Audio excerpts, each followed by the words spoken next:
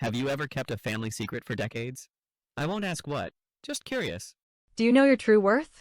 I found mine not in some life-changing seminar or inspirational book, but at a Christmas dinner where my aunt leaned just far enough across the table, lowered her voice like she was sharing some kind of family secret, and said I was only good for paying. I heard it clearly, though I pretended not to react, because in that moment I realized something important. If they could boil me down to nothing more than the one who picked up the check, then maybe I had been letting them. That thought did not sting for just a second. It landed in me like a weight that sat heavy through the rest of the evening, while everyone laughed at stale jokes and passed around pie, as though nothing in the world had shifted, when for me, everything had. For years I had covered the bill at Christmas. It started small. One year my mom forgot her wallet. Another year my brother swore he would get me next time. And then there was a phase when everyone else had holiday stress, with credit cards maxed out, so I just picked it up to avoid a scene. I am good at avoiding scenes. And once you do something 3 years in a row, people stop asking if it is okay and start assuming it is your role. So while my family raised glasses and gave toasts about togetherness, I sat quietly knowing the moment the check landed, it would be slid in my direction as naturally as passing salt. This year felt different from the start, not because of the food or the decorations, but because I had made a decision before walking in. I had called the restaurant a week earlier, spoken with the manager, a sharp woman named Nina who has dealt with every kind of family dynamic, and I asked her to do something simple but radical: prepare separate checks for everyone, with their names written clearly at the top. I told her I did not want a scene. I wanted fairness. She did not even flinch, just said, "Got it. Happens more often than you think." That one sentence gave me more validation than my relatives had offered me in 10 years. So when Aunt Linda's words, "he's only good for paying," floated across the table, I felt strangely calm. I laughed at my cousin's bad story, nodded along at my brother's commentary about football, even helped clear the dessert plates. Outwardly, I was the same dependable Rachel, the one who never made a fuss. Inside, though, I was counting down the minutes, waiting for the check to appear like a final test. It arrived tucked inside the familiar black folder, placed neatly by my side as if the staff already knew the drill. For a split second, my hand twitched, muscle memory wanting me to pull out my card and carry the load once again. But instead I smiled, slid the folder smoothly across the table until it rested squarely in front of Linda, and leaned back in my chair as though I had just set down a chess piece that ended the match. The silence that followed was sharp, almost comical. Forks clinked against plates a little too loudly, my brother coughed as though to fill the air, and Linda's smile froze like someone had hit pause. Just when I thought someone would break and push it back to me, Nina appeared, holding a neat stack of individual receipts. She placed them around the table with the efficiency of someone who had seen 100 family battles and was immune to all of them. "Here you go, folks. Each person's order is on their tab. Pay whenever you are ready." And just like that, the unspoken rule of Rachel Pays was shattered, not with yelling, not with a fight, but with paper and ink. I could feel the ripple of shock run through them. Mom reached automatically for her purse, her face a mix of guilt and confusion, while Linda's hand went not to her wallet, but to her phone. My brother muttered something about how weird this was. My cousin Maddie stared at her itemized list as though it were written in a foreign language, and I just sat there sipping water, pretending not to notice the storm brewing. In that moment, I felt something I had not felt in years: control. Not control like domination, but control like boundaries finally respected because I enforced them, not because anyone else cared to. It did not matter if they thought I was selfish, dramatic, or even cruel. What mattered was that for the first time, I was not going to pay for peace. What happened after that moment is where things really began to unravel, because while my mom's hand trembled over her purse, my aunt's thumbs were already flying across her phone screen, and by the time I walked out of that restaurant, the family group chat was already buzzing in a way that would drag this night into a full-blown war. Can you guess what happened next? My mom reached for her purse, and my aunt reached for her phone. The notifications started before I even took off my shoes, a steady drip that turned into a flood by the time I set my keys on the counter. Because my aunt had wasted no time typing a tidy little story about how I had ruined Christmas with my new rules and cold heart. And my cousin had chimed in with that practiced tone of vague disappointment people use when they want to be seen as reasonable while fanning the flames, and my brother had tossed in a half-joke about spreadsheets that meant to land as cute but read like mockery. So I stood there in my kitchen watching a pile of opinions grow heavier by the minute and thought, fine, if we are going to talk about money, then we are going to talk about the truth, not the pretty version that lives in my aunt's head. I have always known that if you want to keep a fight from getting dirty, you document, because paper does not shout, it does not roll its eyes, and it does not forget the parts that make people uncomfortable. So I opened my laptop, pulled the bank exports I keep not because I am obsessive, but because I run operations for a living and data is how you keep chaos from running your day, and I built something simple and calm that I named the ledger, not a manifesto or a public dragging, just a single page with holiday dates, venues, and totals I covered, rounded to clean numbers and summarized in plain language that anyone could read without squinting, with a short closing line that said, "Going forward we pay our own or we rotate. I love you, but I am done paying for peace." Before I posted it in the family thread, I called my mom, not to ask permission, not to be talked out of it, but because she deserved to hear my voice before she saw the numbers, and when she picked up I could hear that tremor that is half fear and half habit. The one that says please do not change anything because change invites arguments, and we have had enough of those. And I told her that I was not punishing anyone, that I was not throwing the family away, that I was simply choosing to stop playing the role everyone assigned me because it was easy for them, and there was a long quiet before she exhaled and said she did not like conflict, but she understood, though understanding from her usually comes wrapped in worry. And I could live with that because I am not a child asking for permission anymore. Back in the thread, I posted the ledger with no commentary and no sarcasm, just the file and one line that said here is the reality, here is the plan, and then I waited. Which is harder than paying, because paying ends the discussion and boundaries start it. And while I waited, the dots popped up as if the whole room inhaled at once, and then the responses came in waves, with my aunt accusing me of tallying kindness like receipts, my cousin slipping in a soft little message about how family is not a transaction, my brother throwing in another joke about graphs, and 3 relatives I never expect much from quietly sending me transfers with notes that simply said for last Christmas or for Easter brunch or for that time at Nana's, which told me something no speech could have, namely that the people who respect you do not need a debate club to do the right thing. Because the point was not to drag anyone across a public square, I answered only once, and I kept it short by my standards, saying that generosity is a gift when it is a choice and a cage when it becomes an expectation.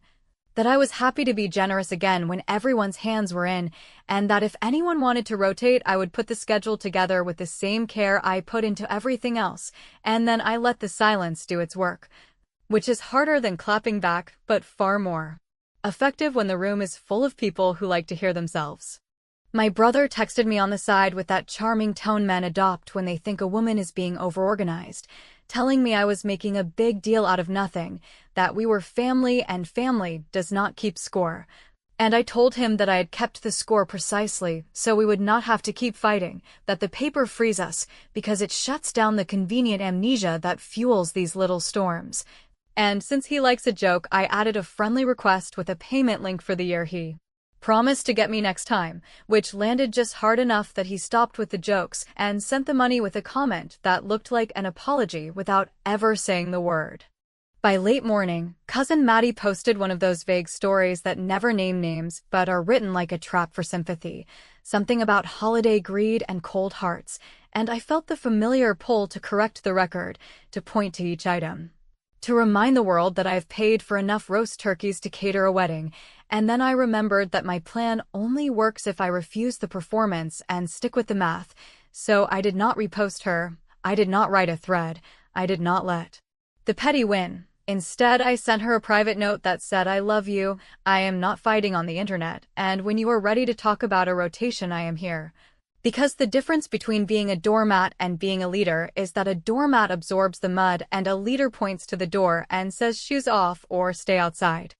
The most satisfying moment of the day, though, came from the quietest corner, because while everyone else was busy typing their feelings, three separate relatives who never speak up clicked the transfer button and added small notes that said things like "finally" or "thank you for handling all of that for so many years," which told me my move had landed where it needed to. Not with the loudest mouths, but with the people who had been secretly uncomfortable with the charade and were relieved someone finally cut the power to it. And then, just as the noise began to settle and I wondered if the story might actually be dying on its own, my phone buzzed with an email from the restaurant manager. A tidy little attachment with my name in the subject line and a sentence that made me sit down at my kitchen table, because inside was a detail about our standing reservation that I had never seen and that, once I read it, changed the shape of this entire fight and pointed me straight at the person who had been speaking for me all along, which meant I had just been handed the cleanest leverage I could ask for, and I knew exactly how to use it without raising my voice or losing my cool. The email from the restaurant manager landed in my inbox with the kind of professional neatness you expect from someone who has worked through countless family dramas without ever letting her tone betray judgment. Yet the information it contained was anything but routine, because attached was a standing reservation file that listed my family's usual holiday table, notes on our preferences, and one detail that made me stare at the screen longer than I expected. Every year for the past 5 years. The restaurant had a line that said, "Charge Rachel's card on arrival," followed by another that said, "Family prefers 1 check," and next to the authorization section was not my name, but Aunt Linda's, as though she were the official decision-maker for my money. It was the kind of discovery that does not make you explode immediately, but instead makes your brain replay the last decade in a new light. All those little moments when the staff slid the folder to me without hesitation, when the water was poured and wine bottles opened without asking who would pay, when Linda spoke to managers as if she had the right to dictate terms, all of it now adding up to a system she had quietly engineered and everyone else had silently accepted.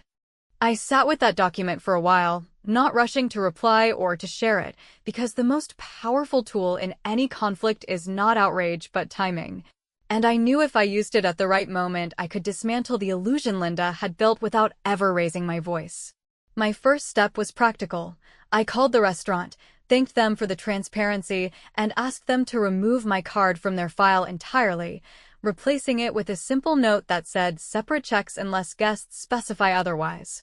The manager, Nina, did not hesitate, and in her calm way confirmed that it was done, her tone carrying the quiet suggestion that she had seen this play out before, families leaning on one relative until that relative finally said enough. Then I went further, not just cutting off the restaurant pipeline but reviewing the other areas where my generosity had been repackaged as obligation, because once you realize someone has been signing for you in one arena, you start to wonder where else they might be doing it. That audit turned out to be as revealing as the restaurant file. I discovered that the Warehouse Club membership I had been paying for carried 2 authorized users, one of whom was Linda, and she had been renewing it each year without a word of thanks, simply swiping her card and treating it as another entitlement. I found that the family streaming account I had set up temporarily was still in full use, with 6 profiles logged in from houses I barely visited, including Linda's grandkids who had never spoken to me without being prompted. There was even a travel lounge access pass linked to my credit card that Linda had apparently used on trips, a benefit I had not even used myself, but had somehow become hers by default. It was not theft in the criminal sense, but it was a theft of boundaries, a slow erosion of what belonged to me until the line between generosity and exploitation disappeared. So I made calls, clicked cancellations, revoked authorizations, and then crafted one message in the family thread that I read 3 times before sending. Perks are paused until we agree on a rotation in writing. No hard feelings. I kept it that short and that clean, because walls work best when they are simple, and I wanted no loopholes for debate. Predictably, Evan texted me privately within minutes, his tone half mocking and half defensive, accusing me of being dramatic, saying that I was turning Christmas dinner into a legal contract. I replied with equal calm, telling him that if people wanted me to keep paying, they needed to treat it like an actual agreement, not a magical tradition, and that otherwise everyone was free to enjoy pay your own way forever. His silence afterward told me he knew there was no joke sharp enough to cut through math and contracts. The most telling piece of the fallout, however, came from a cousin who had always played the role of quiet observer, someone who never stirred the pot publicly but clearly watched every move. She sent me screenshots of private messages Linda had written about me, ugly little notes in which she described me as uptight, joyless, obsessed with money, while bragging in the same breath that she had managed me for years, telling people that she knew how to keep me in line and ensure I stayed useful.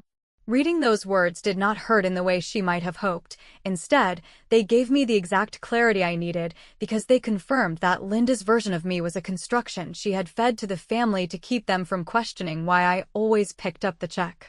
By painting me as the stiff, the rule keeper, the one who liked it that way, she disguised the fact that she was orchestrating my role to her advantage. When I put my phone down, I realized I was no longer angry.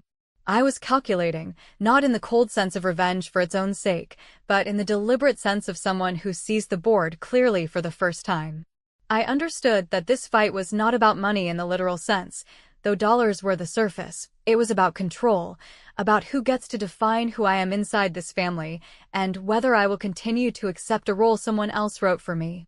I knew then that Linda had played her hand too confidently, leaving trails and witnesses, and that I had all the pieces to shift the narrative without ever shouting across a table. What I did not know yet, but would find out soon, was that Linda's grip on the family story was strong enough that she would not let go quietly, and that cousin Maddie, always eager to perform, would throw fuel on the fire in a way that forced me to use every receipt and every boundary I had built, not just to defend myself, but to end the myth once and for all. And it was that vague little post of hers, dripping with implication but careful not to name me, that finally opened the door for me to bring the entire truth into the light where no one could pretend not to see it. When cousin Maddie posted her carefully vague story on social media, describing how some people forget what family means and how money poisons the holidays, she never used my name. But the subtext was so obvious that every person who had been at that table knew exactly who she was pointing at, and within hours I began receiving messages from extended relatives and even old family friends, some confused, some pitying, and a few judgmental, because Maddie's gift has always been to turn her grievances into a performance where she is the misunderstood hero and someone else is the villain. In years past, I would have rushed to correct the record, typing too fast and explaining too much, which never changed minds, but always left me feeling like I had been tricked into playing defense. This time I knew better, because once you learn that silence can be more powerful than shouting, you start to understand that the key to winning these battles is choosing the right moment and the right evidence, and not giving in to the urge to respond on their terms. So I sat back and let the post gather its little cloud of sympathy, knowing exactly what I would release and when. 2 hours later, when enough comments had stacked up and the story had begun to feel like a growing stain, I posted something of my own, not in Maddie's style of half-truths and sad emojis, but in a way that carried the weight of calm authority. A single screenshot of the one-page ledger I had already shared privately, cropped to show only the clean dates and totals, paired with a short line that read, "Here's what no one will tell you. I covered this for years. Going forward, we are switching to fair." I did not name Maddie, I did not attack Linda, and I did not beg anyone to understand. I simply presented the truth in the simplest format possible, which, ironically, made it far louder than any of their dramatics. The reaction was immediate and, for me, deeply satisfying. Relatives who had been silent in the group chat suddenly chimed in publicly, writing comments about how they remembered me paying at countless birthdays and anniversaries, how I was always the one who picked up the slack without complaint, and how maybe it was time someone else stepped in. Old neighbors even wrote small notes recalling times they had seen me quietly cover things during gatherings, which I had forgotten myself. What unfolded was something I had never experienced before, the family narrative shifting in front of everyone's eyes, not because I argued harder, but because the receipts spoke louder than Linda's spin. When Linda called me the next morning, her voice was sharp, Laced with the kind of fury that only comes from being caught in a lie, she did not waste time with pleasantries. She accused me of embarrassing her, of making private matters public, and of trying to tear apart the family. I let her finish her tirade before answering, and then I told her plainly, "I did not embarrass you, Linda. The math did." That silence on the other end of the line was worth every dollar I had ever spent, because for once she had no ready script to fall back on. She hung up without saying goodbye, and I knew then that she would regroup and try again, but her hold was cracking, and everyone could see it. At that point, I realized that presenting truth was not enough. I had to create structure, something so clear and reasonable that rejecting it would make the rejecter look petty. So I announced, both in the family thread and later at a smaller gathering, the New Year rules.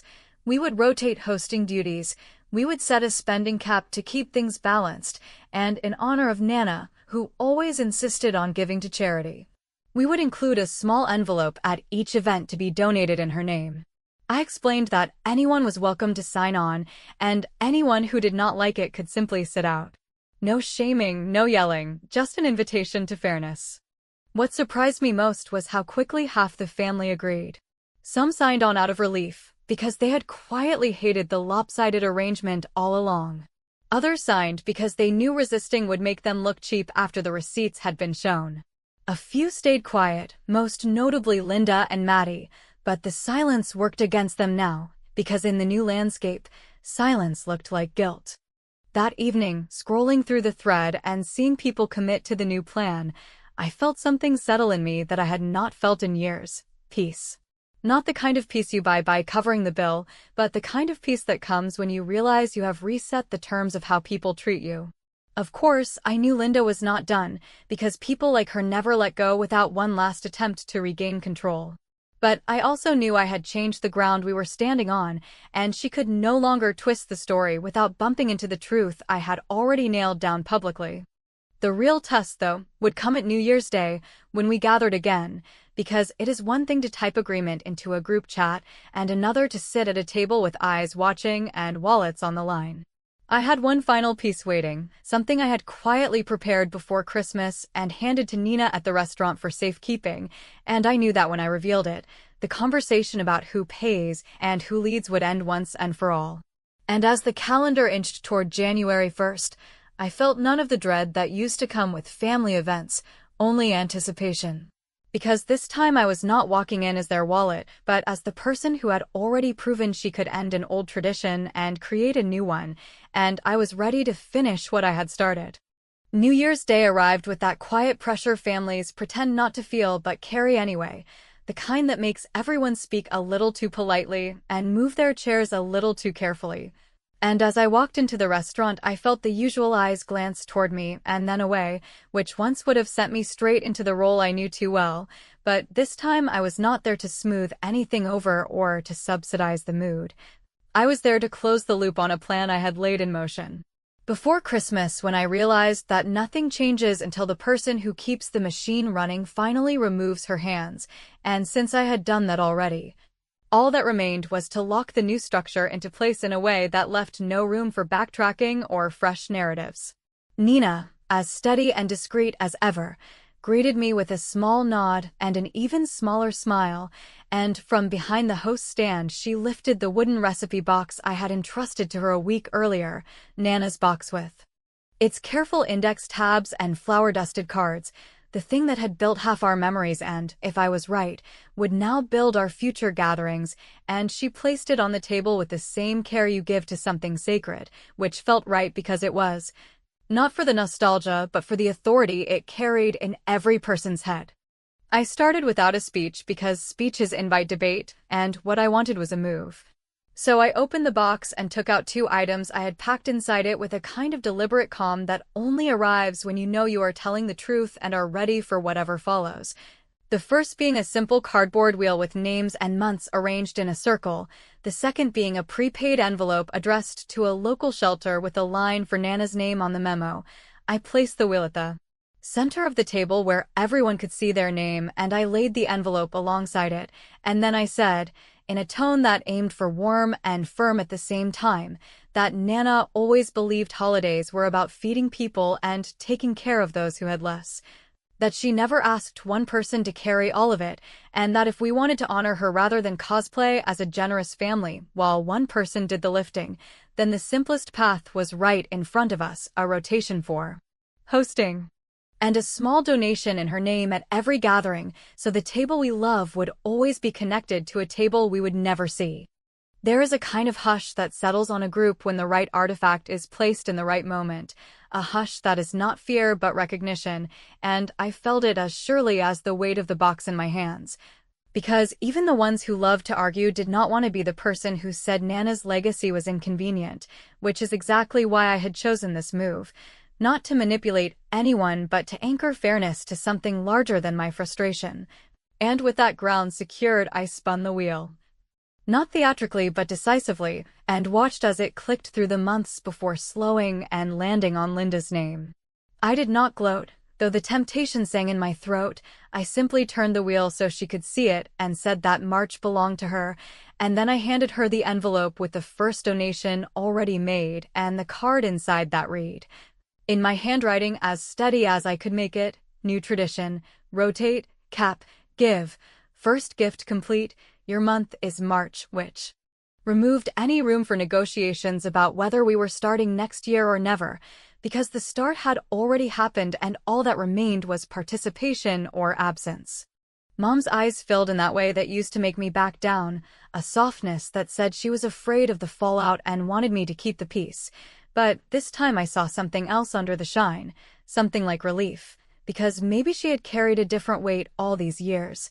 The weight of watching one child hold up the table while pretending not to notice, and the sight of that relief kept my voice steady when Evan reached for humor and found none, then reached for a pen and signed the rotation card instead, which might be the most grown thing he has done since college, and which I acknowledged with a nod that told him I saw it and appreciated it without turning it into a medal ceremony.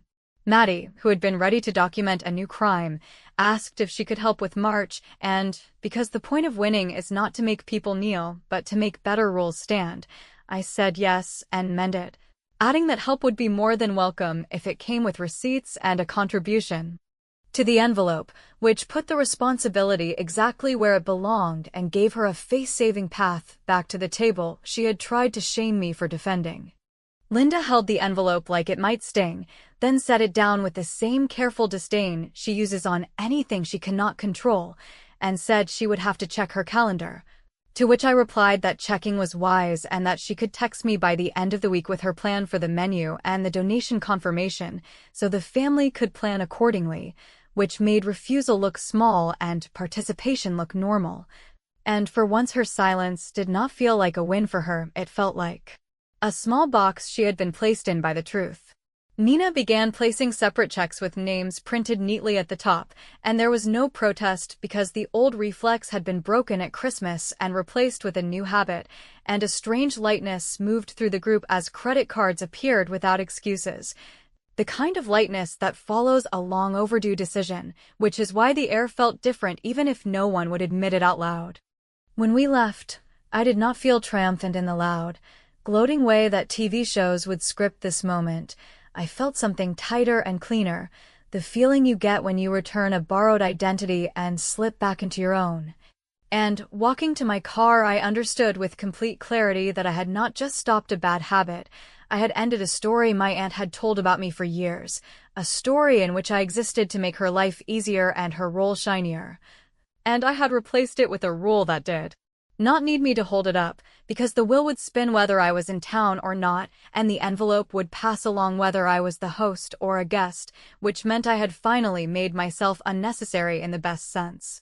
If there was a cost, it was small and worth paying, a handful of strained looks and maybe a holiday or two where a chair would sit empty because pride cannot eat humble pie, yet even that felt like freedom. Because a table built on fairness can afford a missing chair far more then a table held up by one person's wallet can afford another year of pretending nothing is wrong, and as I buckled my seatbelt I realized I was smiling for once after a family event, not because everything was perfect, but because the rules, at last, and the victory tasted better than any dessert we ever ordered.